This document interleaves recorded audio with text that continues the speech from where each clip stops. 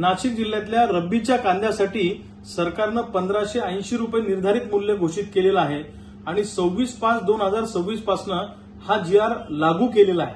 वास्तविक पाहता कांदा हा काही फक्त नाशिक जिल्ह्यात तयार होत नाही, तर महाराष्ट्रातल्या अनेक जिल्ह्यांमध्ये कांदा तयार होतो। मग हा GR फक्त नाशिक जिल्ह्यासाठीच का काढला हा खऱ्या अर्थानं प्रश्न आहे।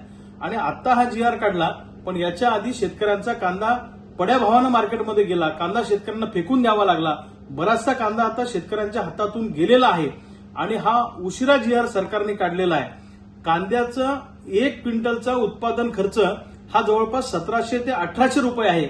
मग 1580 रुपये निर्धारित मूल्य करून प्रोडक्शन कॉस्ट सुद्धा भरून निघणार नाही अशी परिस्थिती आहे। मुळामध्ये कांदा उत्पादकांना दिलासा द्यायचा नाही, फक्त आम्ही दिलासा देतो अशा पद्धतीचा आविर्भाव सरकार त्या ठिकाणी आणत आहे आणि कांदा उत्पादकांचा रोष शांत करण्यासाठी सरकारने हे परिपत्रक काढलेलं आहे। मुळामध्ये सरकारला खरोखर जर कांदा उत्पादकांचा फायदा करायचा असेल तर कांद्यावर निर्यात बंदी न लागता कांदा हा निर्यात केला पाहिजे परदेशामध्ये आणि किमान 2 ते 2.5 हजार रुपये प्रति क्विंटलनी कांदा सरकारने खरेदी केला पाहिजे आणि पहिल्या, दुसऱ्या, तिसऱ्या क्वालिटीचा सुद्धा सगळा कांदा खरेदी केला पाहिजे, तरच येऊ शकतं।